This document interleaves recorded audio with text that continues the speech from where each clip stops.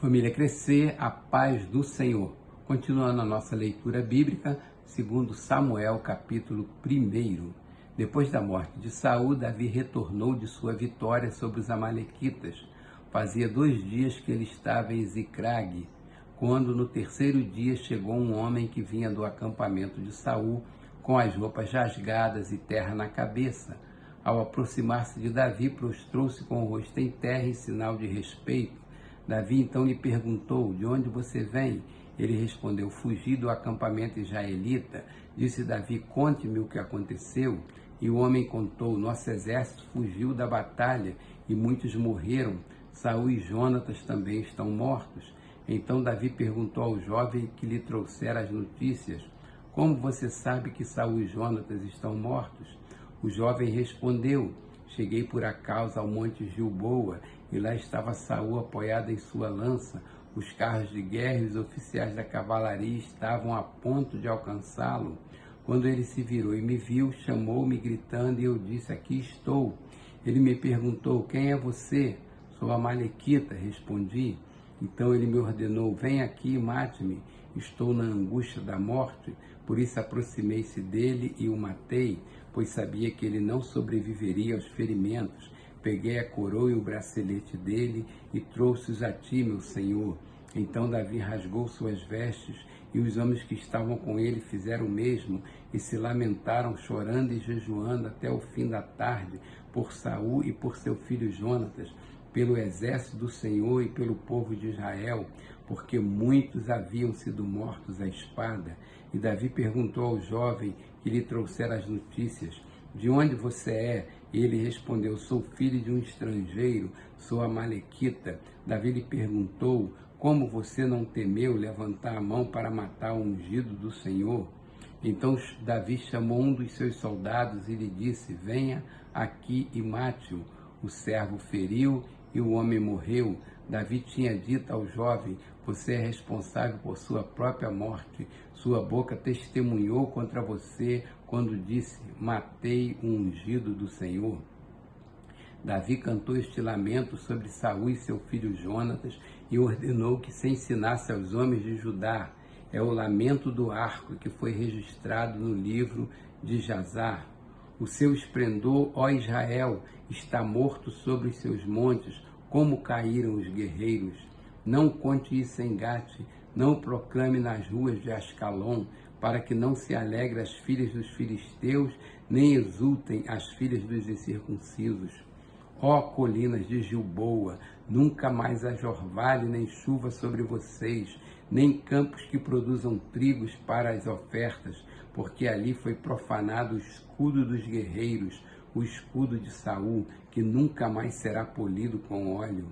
Do sangue dos mortos, da carne dos guerreiros, o arco de Jonatas nunca recuou.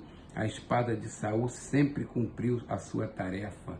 Saul e Jonatas, muito amados, nem na vida nem na morte foram separados. Eram mais ágeis que as águias, mais fortes que os leões. Chorem por Saul, ó filhas de Israel. Chorem aquele que as vestia de rubros ornamentos e que suas roupas enfeitava com adornos de ouro. Como caíram os guerreiros no meio da batalha. Jonatas está morto sobre os montes de Israel. Como estou triste por você, Jonatas, meu irmão. Como eu lhe queria bem. Sua amizade era para mim mais preciosa que o amor das mulheres. Caíram os guerreiros, as armas de guerra foram destruídas. Capítulo 2. Passado algum tempo, Davi perguntou ao Senhor: devo ir para uma das cidades de Judá? O Senhor respondeu que sim, e Davi perguntou: qual delas? Para Hebrom, respondeu o Senhor. Então Davi foi para Hebrom com suas 2 mulheres, Ainoã de Jezreel e Abigail, viúva de Nabal, carmelita. Davi também levou os homens que o acompanhavam, cada um com sua família, e estabeleceram-se em Hebrom e nos povoados vizinhos. Então os homens de Judá foram a Hebrom e ali ungiram Davi rei da tribo de Judá. Informado de que os habitantes de Jabes de Gileade tinham sepultado Saul, Davi enviou-lhes mensageiro que lhes disseram: o Senhor os abençoe, pelo seu ato de lealdade, dando sepultura a Saul, seu rei. Seja o Senhor leal e fiel para com vocês. Também eu firmarei minha amizade com vocês por terem feito essa boa ação. Mas agora sejam fortes e corajosos, pois Saul, seu senhor, está morto, e já fui ungido rei pela tribo de Judá. Enquanto isso, Abner, filho de Ner, comandante do exército de Saul, levou Esbozete, filho de Saul, a Maanaim, onde o proclamou rei sobre Gileade, Assuri, Jezreel, Efraim, Benjamim e sobre todo Israel. Esbozete, filho de Saul, tinha 40 anos de idade quando começou a reinar em Israel, e reinou 2 anos. Entretanto, a tribo de Judá seguia Davi, que governou em Hebrom por 7 anos e 6 meses. Abner, filho de Ner, e os soldados de Esbozete, filho de Saul, partiram de Maanaim e marcharam para Gibeon.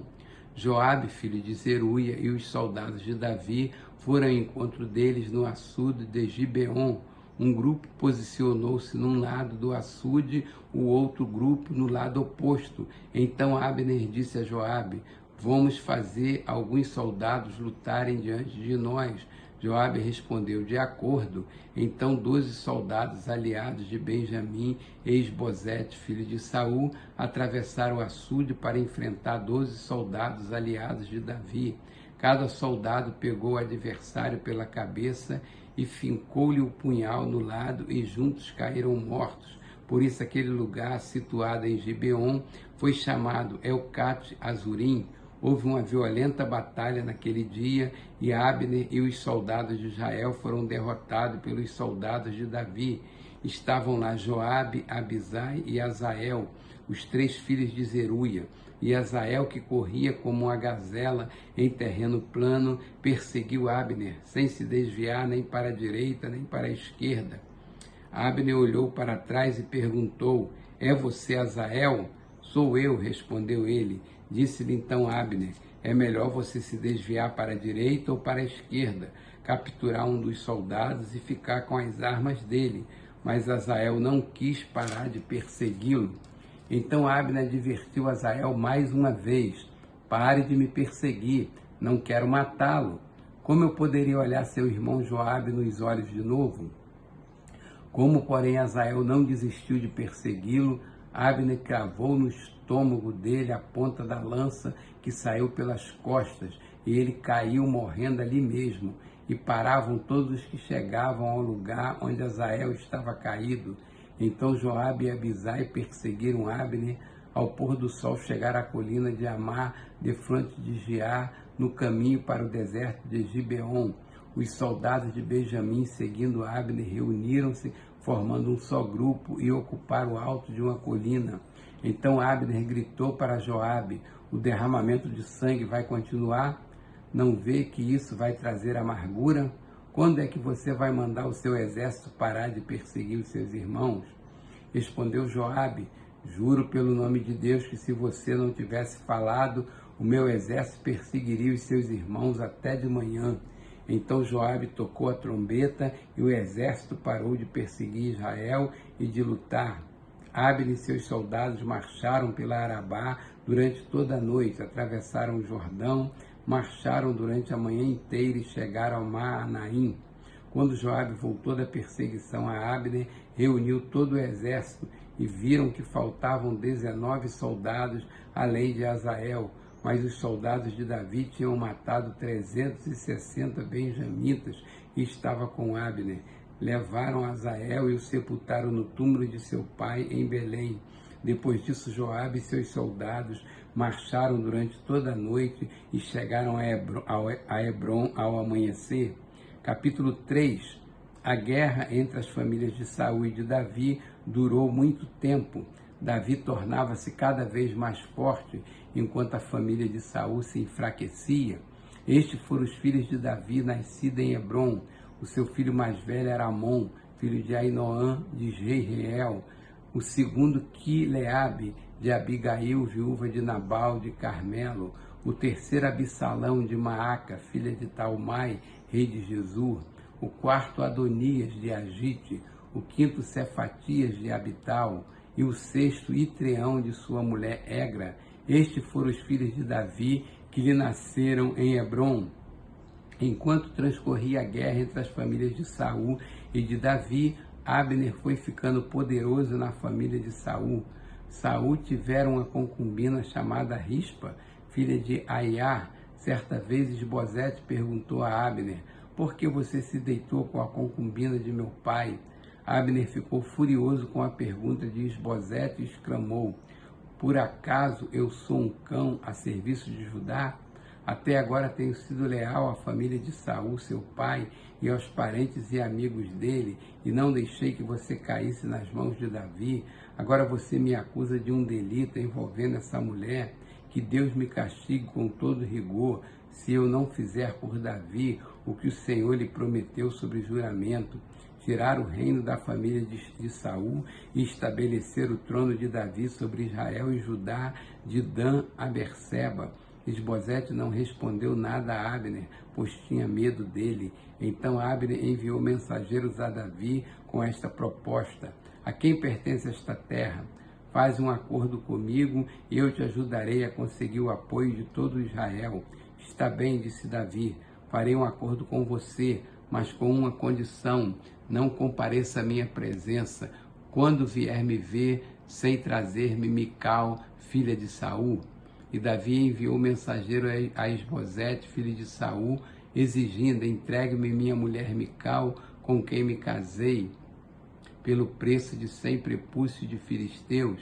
Diante disso, Isbosete mandou que atirasse de seu marido Paltiel, filho de Laís, mas Paltiel foi atrás dela e a seguiu chorando até Baurim.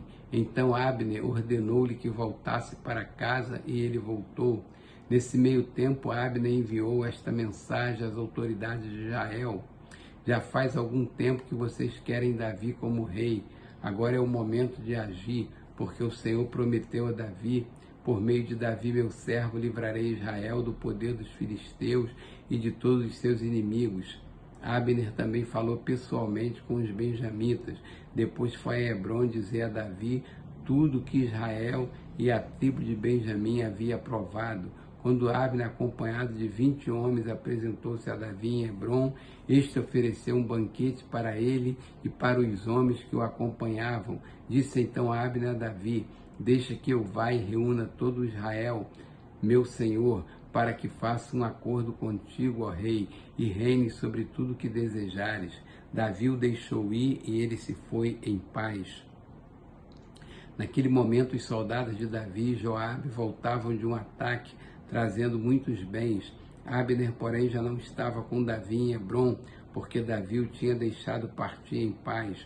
Quando Joabe chegou com todo o seu exército, contaram-lhe que Abner, filho de Ner, se apresentara ao rei, que o tinha deixado ir em paz. Então Joabe foi falar com o rei e lhe disse: que foi que fizeste? Abner veio à tua presença e o deixaste ir? Conheces Abner, filho de Ner? Ele veio para enganar-te, observar os teus movimentos e descobrir tudo o que está fazendo. Saindo da presença de Davi, Joabe enviou mensageiros atrás de Abner, e eles o trouxeram de volta desde a cisterna de Sirá. Mas Davi não ficou sabendo disso. Quando Abner retornou a Hebrom, Joabe o chamou à parte na porta da cidade, sob o pretexto de falar-lhe em particular, e ali mesmo o feriu no estômago, e Abner morreu por ter derramado o sangue de Azael, irmão de Joabe. Mais tarde, quando Davi soube o que tinha acontecido, disse: eu e o meu reino perante o Senhor somos para sempre inocentes do sangue de Abner, filho de Ner.